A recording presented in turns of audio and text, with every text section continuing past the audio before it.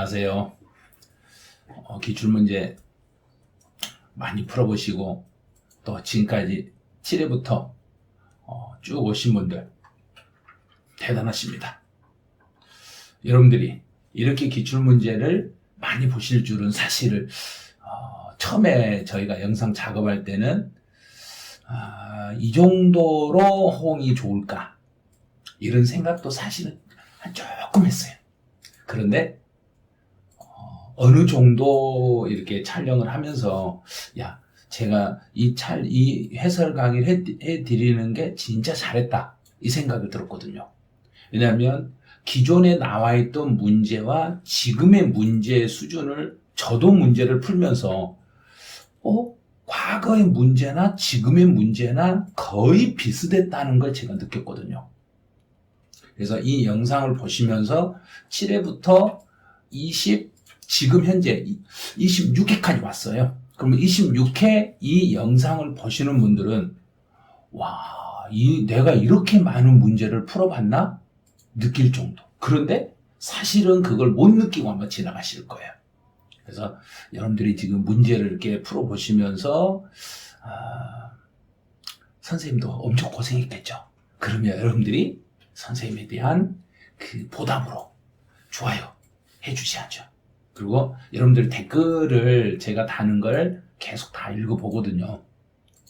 그런데 댓글을 이렇게 달아놓으신 보니까 이 문제를 풀면서 내가 어땠다 이런 말은 많이 없어요. 내가 몇 개를 맞췄다 몇 개를 틀렸다 이런 말만 있지, 이런 문제가 나왔을 때 어떤 식으로 내가 대비를 해야 되고 또 조금 더 보충을 어떻게 했다, 이걸 기출문제를 풀고 난 이후에 내가 어떤 식으로 보완을 해가지고 그 기출문제를 보완했더니 그 다음에 기출문제를 풀 때 도움이 됐다, 이런 댓글이 있으면 그 다음에 이제 이 영상을 보시는 분들에게 아주 도움이 되실 거예요. 그래서 먼저 공부를 하셨던 분들이 나중에 보시는 분들에게 조금이라도 도움을 드릴 수 있도록 여러분들의 그 실제 체험담을 밑에 댓글로 남겨주시는 게 아마 도움이 되실 거예요. 제가 이제 글을 써가지고 이렇게 해라 하는 것보다는 직접 수험생 입장에서 공부를 하시고 그 공부하셨던 내가 했던 것을 어떤 식으로 보완을 했더니 그 다음에 기출문제를 풀 때 너무나 효과가 있었어요 하고 그런 부분에 대해서 댓글을 남겨주시면 아마 나중에 이번 32회 시험만이 아니라 33회, 34회, 35회 계속 시험을 보시는 분들이 이 영상을 보실 건데 그때 보시는 분들에게도 많은 도움이 되니까요. 여러분들 먼저 경험했던 분들이 구체적으로 본인이 어떤 식으로 공부했다 이런 것들을 밑에 댓글에다 좀 남겨주시면 도움이 되실 것 같네요. 자, 그러면 오늘은 이제 26회 기출문제 해설로 들어가 보죠.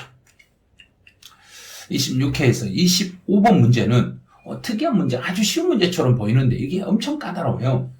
그래서 지방세 기본법상 특별 시세 세목이 아닌 걸 찾아라 그랬어요. 그러면 특별 시세 세목을 찾아라 그러면 우리가 배웠던 것은 취득세, 등록면허세 두 개밖에 없네요. 나머지 지방세나 지방소비세, 지방교육세 이런 거 우리 안 배웠으니까 신경 쓰지 말라는 이야기예요. 근데 취득세는 배울 때 특, 광, 도, 등록면허세는 도, 구. 그럼 특이 안 들어가는 게예요. 특은 여기 들어있는데 등록면허세 없죠? 그럼 다 보고이 되는 거예요. 이렇게 푸시면 돼요. 그래서 우리가 배웠던 세금은 취득세는 특, 광, 도, 등록면허세는 도, 구, 재산세는 시, 군, 구. 이 세 개만 가지고 공부를 해주시면 돼요. 26번. 지방세 기본법상 부가징수 및 불복에 대한 설명으로 옳은 걸 찾아봐라 그랬어요. 그럼 1번은 법정 신고 기한까지 신고서를 제출하지 않았을 때, 그럼 무신고네? 그럼 신고를 안 했으니까 제척기간은 7년이 되겠죠. 제척기간은 7년이 되는 거야. 그다음 두 번째, 이 신청을 거친 후 심판 청구를 할 때 이 신청에 대한 결과 통지를 받은 날로부터 90일 이내에 심판 청구를 하시면 돼요. 그래서 일단 내가 정부에게 불만이 있으면 반드시 그 통지를 받고 결과 통지 받고 90일이라는 시간 안에 불복을 제기하시면 돼요. 취득세는 원칙이 보통 징수가 아니라 원칙은 신고 납부 방법입니다. 또 네 번째는 과세표는 신고를 하지 아니한 경우에 무신고 납부세액에 무신고 가산세는 20%가 돼요. 신고를 안 했을 때는 20%, 과수 신고하는 경우는 10%. 징수금. 그럼 지방자치단체 징수금은 체납처분비, 지방세, 가산금의 순서입니다. 요거는 이 세 가지를 묶어서 징수금이라는데 체납처분비 1번, 지방세 2번, 가산금 3번 순서로 가니까 정답은 5번 이렇게 답을 하시면 돼요. 자, 27번. 취득세, 납세 의무자에 대한 설명으로 옳은 걸 찾아봐라 그랬네요. 그럼 취득세는 부동산이나 부동산에 준하는 자산, 여기서 부동산에 준하는 자산은 차량, 기계, 선박, 항공기, 임목 이런 것들을 말하는 거예요. 근데 어업권을 제외한 그런 어업권을 포함해야 돼요. 광어권, 어업권, 양식어권을 포함해서 취득세를 부과합니다. 두 번째는 주체구조부와 주체구조부라는 단어가 나오기만 하면 더 이상 보면 안 돼요. 주체구조부 딱 나오면 끝에 가서 주체구조부 취득자, 가설한 경우에도 주체구조부 취득자가 함께 취득한 것으로 보겠습니다. 그럼 2번은 맞았네요. 설립시, 법인 설립시 나오면 중간 생략해 버리시고 납세무가 없습니다. 지목을 변경하고 가액이 증가한 경우는 이를 취득으로 본다. 가액이 증가됐을 때는 취득으로 간주합니다. 증여자의 채무를 인수하는 부담부 증여의 경우에 채무액에 상당하는 부분은 유상 취득한 것으로 본다. 그래서 채무 상당액은 유상, 채무 인수 이외는 증여로 보시면 돼요. 그래서 27번은 2번이 답이 돼요. 28번은 표준세율에 대한 내용으로 옳은 것을 모두 골라라 그랬어요. 농지를 상속을 받으면 2.3 맞았네. 공유, 합유, 총이물의 분할은 2.3, 원시 취득은 2.8. 비영리 사업자가 상속 이외에 그러면 증여를 원래 해서 하세요. 비영리 사업자가 증여를 받았을 때는 좀 하고 다 맞았네? 그러면 5번이 답이 되겠네요. 그래서 28번은 5번 이렇게 답을 하시면 돼요. 취득세 세율 같은 경우는 꼭 암기를 하셔야 돼요. 지금 이제 암기 안 하셨으면 우리 시험을 보여 중개사 시험을 보기 위해서는 세율 같은 경우는 취득세나 등록면허세나 재산세나 양도소득세 네 군데 세율은 철저히 암기를 하고 계셔야 돼요. 29번. 취득세 과세표준 및 세율에 대한 설명으로 틀린 걸 찾아라. 그럼 취득세 과세표준은 취득 당시의 가액으로 가고 연부로 취득했을 때는 매해 사실상 지급되는 금액을 말합니다. 그래요. 네, 두 번째.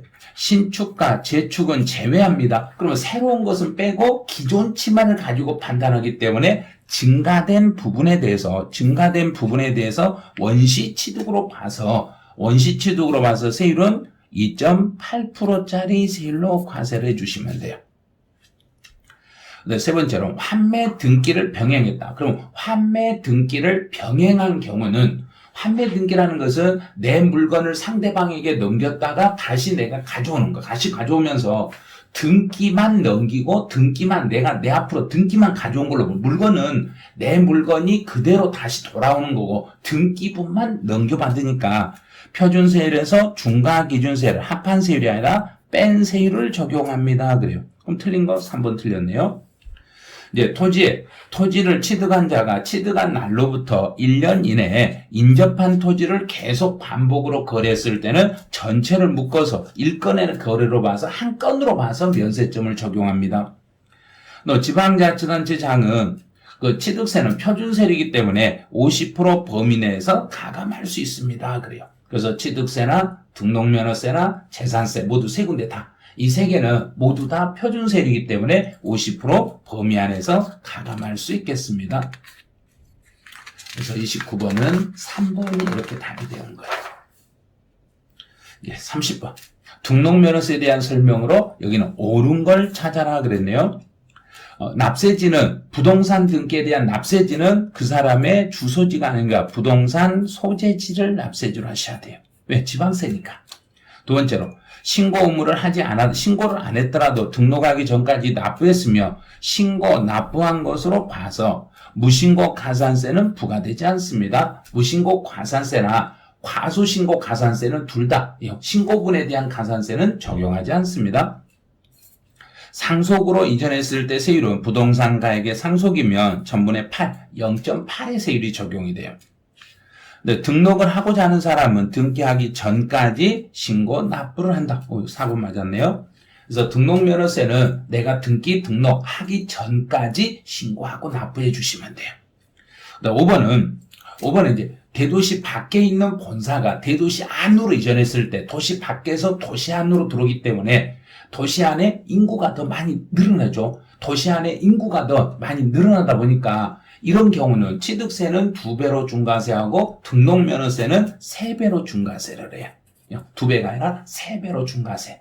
단 재산세는 5배로 중과세. 그래서 취득세 2배, 등록면허세 3배, 재산세 5배. 이거 암기하신 적 있죠? 네. 그래서 30번은 정답이 4번이에요. 자, 31번. 재산세 납세 의무자가 아닌 것을 모두 골라라 그랬네요. 그럼 5월 31일 날 장매매 잔금을 수령하고 등기를 했네요. 그러면 6월 1일 이전에 소유권이 움직였으니까 해당 연도의 재산세는 매수인이 납세 의무를 지는 거예요. 그럼 1번은 탈락, 기업번은 탈락.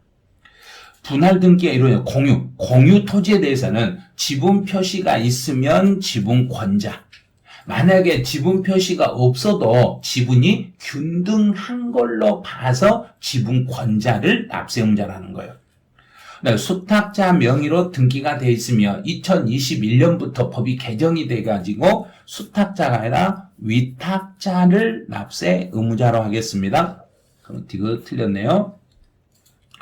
이제 채비지로 정한 경우는 종전 토지 소유자가 아니라 사업 시행자를 납세 의무자로 하겠습니다. 이렇게 틀렸어요. 그러면 납세 의무자가 아닌 자를 골라라 그랬으니까 기업, 디귿, 니을. 기업, 디귿, 니을. 그래서 31번은 4번 이렇게 답을 하시면 돼요. 그래서 특히 이번에 이제 2021년부터 수탁자 명의로 등기된 신탁 토지에 대해서도 요것도 이런 것도 이제 위탁자를 납세 의무자로 한다는 거 주의해 주셔야 돼요. 이제 32번 문제로 가보죠. 재산세 과세표준과 세율에 대한 설명으로 틀린 걸 찾아라. 주택의 과세표준 그러면 주택은 공정시장 가액비를 곱하는데 60%를 곱하고 주택이 아닌 건축물에 대한 과세표준은 70%를 곱하고 토지에 대한 과세표준은 사실상 취득가격이 증명이 되더라도 시가표준액으로 계산하는 거예요. 시가표준액에다가 공정시장가액별 70%를 곱하기 합니다. 그럼 답은 3번이 되겠죠. 네, 토지에 대한 과세표준을 계산할 때 일정 비율이 감면된다. 그러면 일정 비율만큼이 감면되면 그 감면 비율만큼은 과세표준을 계산할 때 공제시켜주면 돼요. 공제하고 계산하시면 돼요. 주택에 대한 재산세는 주택별로, 주택 하나하나, 주택별로 표준세율을 적용하겠습니다. 그 정답은 3번 틀렸네요. 이제 33번으로 가보죠. 재산세 부과징수에 대한 설명으로 틀린 걸 찾아라. 주택에 대해서 100만 원인 경우에 세금이 주택 100만 원, 20만 원 넘었네요. 20만 원 넘었으니까 세금을 한꺼번에 징수하는 것이 아니라 이제 2분의 1은 7월 달, 나머지 2분의 1은 9월 달에 이렇게 고지서를 나눠서 내시면 돼요. 왜냐하면 금액이 20만 원 이하가 되면 7월 달에 한 번에 부가징수하지만 20만 원이 넘어버렸을 때는 그 중에 일부는 반절은 7월 달, 반절은 9월 달로 이렇게 가시면 돼요. 또 재산세는 고지서를 이제 납부 개시 5일 전까지는 발급을 해 주셔야 돼요. 왜냐하면 정해진 날짜가 있으니까 세금 내기 5일 전에는 정부에서 고지서를 보내셔야 됩니다. 토지에 대한 재산세는 한 장의 고지서로 발급하고 토지를 제외한 나머지는 각각, 왜냐하면 토지는 인세이고 토지를 제외한 나머지는 물세이기 때문에 토지는 한 장으로 토지를 제외한 나머지는 각각의 고지서로 발급해 주시면 돼요. 너 재산세는 보통 징수고 재산세는 2,000원 미만이었을 때는 징수하지 않겠습니다. 이러면 돼. 그래서 틀린 걸 찾아라. 그래서 1번 이렇게 틀렸어요. 이제 34번으로 가보죠. 34번은 종합부동산세 과세 대상이 아닌 걸 찾아라. 그럼 종부세 대상은 주택과 토지, 토지 중에서도 종합합산 토지, 별도합산 토지만 종부세 대상이 돼요. 자, 자동차 나왔네. 자동차 나오면 먼저 원칙. 원칙은 자동차는 별도합산 과세고 단 터미널로 사용하고 있는 토지는 분리과세입니다. 그럼 여기서는 자동차 나오고 터미널이 없네. 터미널이 없으니까 별도합산 과세니까 종부세 대상. 근데 부부가 공동 명의로 된 1세대 1주택 지분비율이 동일하다겠네요. 공시가액 10억이니까 이제 각각 A라는 사람, B라는 사람이 부부라게 봐요. 그러면 A가 5억이고 B도 5억이네요. 각자 6억을 넘지 않았으니까 종부세 대상에서 탈락이 되네요. 만약에 이제 10억이어도 이 사람들은 부부니까 공동 소유면 두 사람을 묶어서 한 사람으로 신청을 하면 종부세가 나올 수는 있어요. 그런데 그런 말이 없으면 주어진 조건 외에 고려하지는 말아라 그랬으니까 공동 소유일지라도 각 한 사람 소유로 신고를 한다고 보는 게 아니에요. 그럼 각자 소유로 봐서 6억이 넘어야 되는데 6억을 넘지 않았기 때문에 종부세 물리지 않습니다. 그래서 건축물은 탈락. 해원제 골프장용 토지는 해원제 골프장은 분리과세. 분리과세 대상이니까 종부세 대상에서 제외. 그럼 종부세 대상이 아닌 걸 찾아라. 그래서 니은, 디귿, 니을 이렇게 찾으면 돼요. 그럼 34번은 5번이 답이 돼요. 35번은 양도소득세 과세 대상이 아닌 걸 찾아봐라 그랬네요. 지상권, 전세권, 골프이용권, 그 다음에 부동산 임차권은 반드시 등기가 돼 있어야 돼요. 그래서 여기는 등기된 부동산, 왜? 국내, 우리나라 거니까. 우리나라에 있는 부동산 임차권은 반드시 등기가 되어야만 양도 대상이 되는 거고, 등기가 안 돼 있는 상태에서는 양도 대상이 되지 않아요. 근데 영어권은 토지 건물과 사업에 사용하는 토지가 함께 영어권이 움직이면 양도소득. 만약에 영어권이 단독으로 움직였다. 그럼 그때는 기타소득. 함께 움직이면 양도소득. 함께 가면 양도소득, 영어권만 따로 움직였을 때는 기타소득. 그런데 여기서는 함께 갔으니까 양도소득이고 정답은 4번 이렇게. 그래서 35번은 4번이 답이 돼요. 36번. 양도에 해당하는 것으로 옳은 것. 여기서 양도라는 것은 소유권이 상대방에게 넘어가고 대가를 유상으로 받으면 양도라고 그래요. 그래서 법원에서 판결을 받아서 신탁해지를 원인으로 소유권 이전 등기다. 그러면 소유권이 다른 사람에게 신탁 해지를 통해서 소유권이 넘어왔다는 이야기는 법원에서 판결을 내렸다. 정부가 내 거라는 사실을 인정했기 때문에 내가 소유권을 넘겨받는 것은 요거는 양도가 아닙니다. 이렇게. 자, 두 번째요. 법정 위자료. 위자료라는 말만 나오면 매매로 판단하라고 그랬어요. 위자료는 매매이기 때문에 양도. 그럼 답은 2번. 무조건 위자료라는 말이 딱 뜨면 위자료, 그럼 매매는 양도로 본다. 공동소유에서 지분 변경 없이 이 말은 단순하고 같은 말이에요. 단순히 재분할하는 경우는 양도가 아닙니다. 네, 공매나 경매는 원칙은 양도예요. 공매나 경매로 소유권이 넘어가는 거 원칙은 양도인데 내가 내 재산을 자기가 공매나 경매로 자기 물건을 다시 재취득하는 경우는 그거는 예외적으로 양도가 되지 않습니다. 네, 법정에서 무효 판결을 받아서 원래대로 다시 되다 원위치가 돼버렸으니까 판적이 없다는 이야기예요. 그래서 이것도 양도가 아닌 걸로 보겠습니다. 이렇게. 그럼 정답은 2번이 되는 거죠. 37번으로 가봐요. 2013년에 취득 후 등기한 토지를 2021년 6월 15일에 양도한 경우에 양도 차익 계산에 관한 설명으로 틀린 걸 찾아봐라 그랬네요. 취득 당시에 실거래가를 확인할 수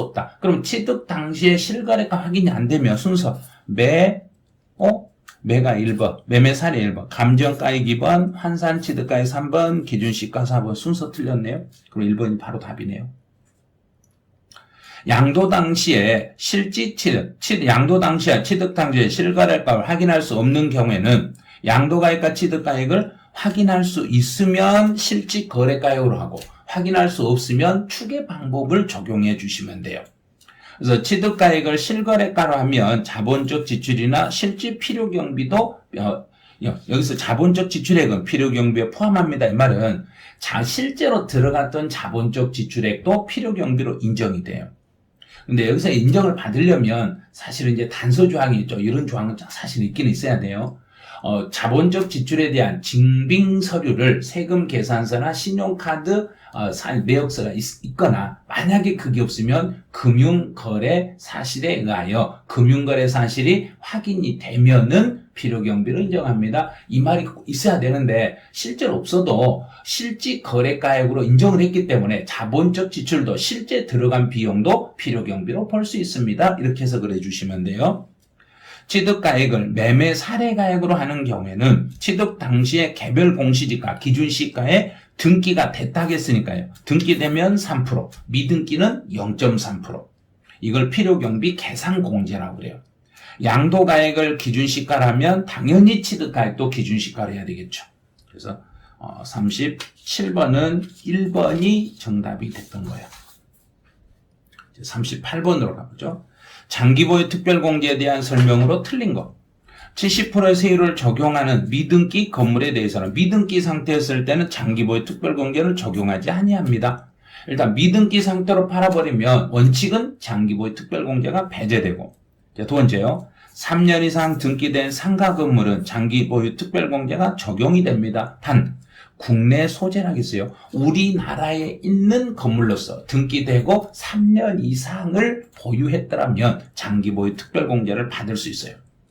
1세대 1주택 여건을 충족한 고가주택도 장기보유 특별공제를 받을 수는 있어요. 받을 수는 있는데 보유 기간이 3년 이상이 돼야 돼요.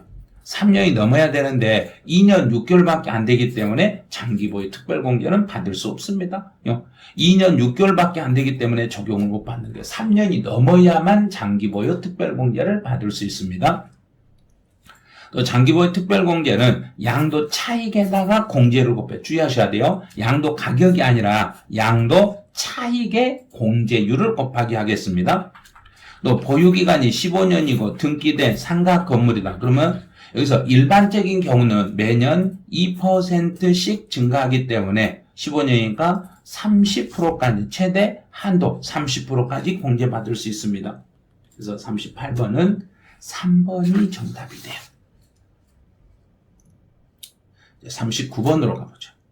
39번은 소득세법상 사업자가 아닌 거주자 갑이 토지를 양도했네요. 그럼 사업자가 아니라고 했으니까 양도소득세 대상이 되는 거예요. 납부할 세금은 1,500이고 신고 납부에 대한 설명으로 틀린 거. 그럼 5월 15일 날 토지를 양도했으니까 양도일이 속하는 달의 말일부터 2개월 안에 예정신고를 해야 되기 때문에 예정신고는 2개월이니까 7월이니까 5월 15일 날 양도했으면 7월 31일까지 예정신고를 해야 돼요. 또 예정신고를 하지 않는 경우 확정신고하면 예정신고에 대한 가산세 당연히 부과되겠죠. 예정신고는 반드시 하여야 한다니까 예정신고를 하지 않았을 때는 예정신고분에 대한 가산세를 물으셔야 돼요. 예정신고할 때 1,000만 원을 초과한 경우에 분할납부 가능합니다. 예정 때도 분할납부 가능해요. 그럼 예정신고를 한 경우는 확정신고를 하지 아니할 수 있습니다. 이 말은 예정신고 금액과 확정신고 금액이 일치한 경우에는 확정신고를 생략할 수 있어요. 그런데 예정신고 금액과 확정신고 금액이 서로 차이가 났을 때는, 금액 차이가 났을 때는 반드시 확정신고를 다시 하셔야 된다는 걸 주의하셔야 돼요. 그 내용이 5번 내용이에요. 1년에 2회 이상 양도한 자가 이미 신고한 소득 금액과 합산하여 예정신고를 하지 않았네요. 합산하여 예정신고 안 했으니까 예정신고 금액과 확정신고 금액은 서로 차이가 나는 거예요. 차이가 났을 때는 반드시 확정신고를 이행하셔야 됩니다. 그래서 정답은 2번, 39번은 2번이 되시네요. 이제 40번.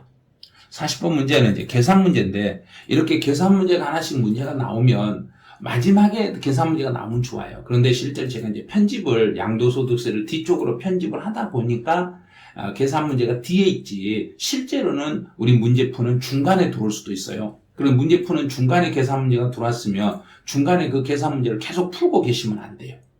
계산 문제를 푸는 것보다는 다 문제를 다 끝내고 시간이 남으면 계산 문제를 푸시고, 만약에 시간이 남지 않으면 이 중에 하나라도 그냥 찍는 거예요. 어쩔 수 없어요. 찍을 수밖에 없어요. 방법이 없잖아요. 방법이. 찍는 방법밖에 없어요. 그럼 이제 이걸 어떻게 이제 찍을 때도 요령이 좀 필요해요. 겸용주택에 대해서는 이제 그러면 주택 부분과 상가 부분으로 이렇게 나눠봐요. 주택과 상가로 나눠요. 그런데 건물 주택은 80이고 상가가 120입니다. 그럼 상가가 크네. 상가가 크면 이제 판정을 할 때는 이런 경우는 주택만 주택입니다. 주택만 주택이니까 밑에 있는요. 여기 밑에 있는 토지는 토지가 800인데 이 800 중에서 주택 부분만 주택의 토지입니다. 이걸 알으셔야 돼요. 그럼 전체 800 중에서 총 건물이 합치니까 200이죠. 200 중에서 80에 해당하는 부분만 주택의 땅이란 이야기예요. 그럼요. 이렇게 두 개 띄고 이렇게 두 개 띄고 이렇게 하니까 여기가 4가 되겠죠. 4, 8에 32. 320만 주택의 땅이 돼요.